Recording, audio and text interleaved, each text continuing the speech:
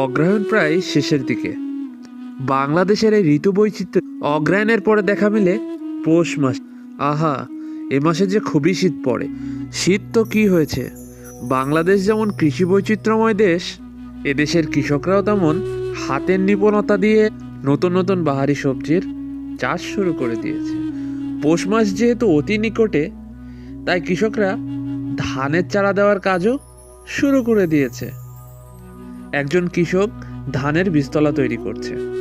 ধানের বীজতলাতে অনেক শামুকের দেখা মিলেছে।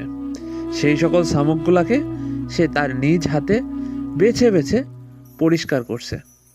তার ভাষ্য হচ্ছে, বীজতলা যত পরিষ্কার থাকবে, ধানের বীজ, ধানের চারা সুন্দরভাবে অঙ্কুরিত হবে। আবার পাশে দেখা যাচ্ছে কয়েকজন তাদের বীজতলাগুলোতে বীজও ফেলে দিয়েছে। আহা, যখন এই বীজ অঙ্কুরিত হবে তখন কতই না সুন্দর লাগবে। ওই যে দেখা যাচ্ছে খেজুর গাছ। আসলে বাংলাদেশের প্রাকৃতিক সৌন্দর্য এতটাই সুন্দর, আমাদেরকে প্রকৃতির মাঝে জুড়ে যেতে আরও আগ্রহ বাড়ায়। এটা মূলত একটা পুকুর। এই পুকুরে শীতকালে যেহেতু পানি থাকে না, সেহেতু এই পুকুরের মালিক শীতকালে কৃষকদের কাছে ধানের চারা দেওয়ার জন্য এই পুকুরটি লিজ হিসাবে দেয়। প্রতি কাঠা বেঁধে একটি মূল্য নির্ধারণ করে।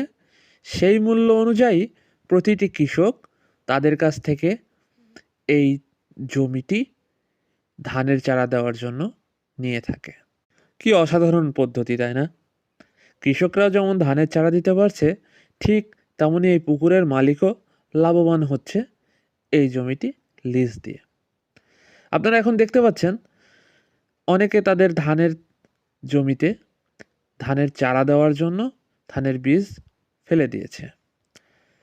আবার আমরা যেটা দেখতে পাচ্ছি, বীজতলা সমান করার জন্য বাঁশের বাতা দিয়ে কাদাগুলোকে টেনে টেনে সমান করা হচ্ছে, যাতে সঠিকভাবে ধানের বীজগুলো সেই জমিতে পড়ে।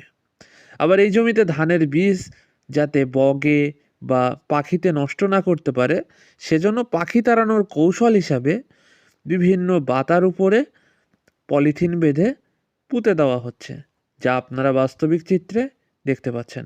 আসলে বাংলাদেশের বৈচিত্র্য এতটাই সুন্দর, যা আমাদেরকে প্রতিনিয়ত দেখতে মুগ্ধ করে তোলে। এবং বাংলাদেশের মানুষের কৌশল বা বুদ্ধি এতটাই তীক্ষ্ণ, যা অনেক রহস্যজনক।